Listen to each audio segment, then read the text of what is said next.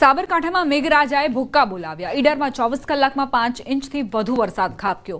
ઈડરમાં railway અંડરબ્રિજમાં પાણી ભરાયા। તેજ પવન સાથે ભારે વરસાદ ખાબક્યો। અંડરબ્રિજમાં પાણી ભરાયા તો આ તરફ વીજપોલ ધરાશાયી થયાના સમાચાર પ્રાપ્ત થયા છે, જેના કારણે વીજ પુરવઠો ખોરવાયો।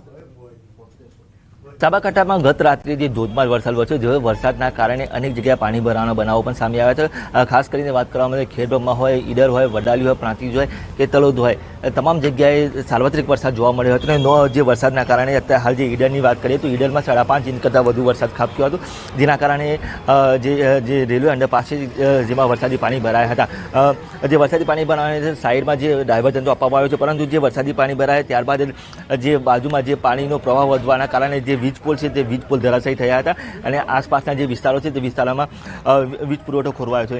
નોંધનીય છે કે જે વીજ પુરવઠો ખોરવાથી સ્થાનિકોએ અનેકવાર રજૂઆત કરવા છતાં પણ કોઈ નિવેડો આવ્યો નથી। હજુ સુધી કોઈ વીજ કર્મીઓ પણ અહીં ઉપસ્થિત રહ્યા નથી। તો ખાસ કરીને વાત કરવામાં આવે તો આ શું તકલીફ પડી રહી છે અત્યારે તમને? અત્યારે માણસોને બહુ ચાલવાની તકલીફ પડે છે પાણી ભરાવાના કારણે। એક તો જીબી વાળા પણ લાઇટનો થાંભલો પડે છે, કોઈ હજી આવ્યા નથી, લાઇટની બી બહુ તકલીફ છે અને પાણી ભરાવાના કારણે માણસોને બહુ તકલીફ પડે છે। જે અહીંયા વરસાદ પડે છે કેટલી વાર આ રીતે પાણી ભરાવાની સમસ્યાનો સામનો કરવો પડે? લગભગ આ બીજી વાર સમસ્યા કરવું પડી છે। ચોક્કસ કહેતા હાલ જે આજ ફરીથી એકવાર દ્રશ્યો બતાવીશ કે જે પાણી વરસાદી પાણી બને છે બીજી વાર આ પ્રકારની પરિસ્થિતિ થઈ, પરંતુ તંત્રનો પેટનું પાણી પણ હાલતું નથી।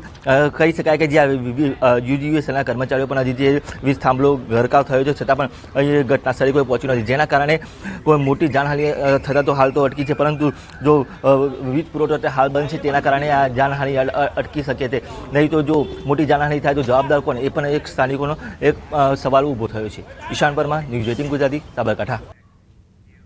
સમાચારોમાં આગળ વધીએ। ઝાલોદથી સમાચાર પ્રાપ્ત થઈ રહ્યા છે। મોટી હાંડીમાં ફરીથી મતદાન થશે। મતદાન સમય હોબાળા બાદ મતદાન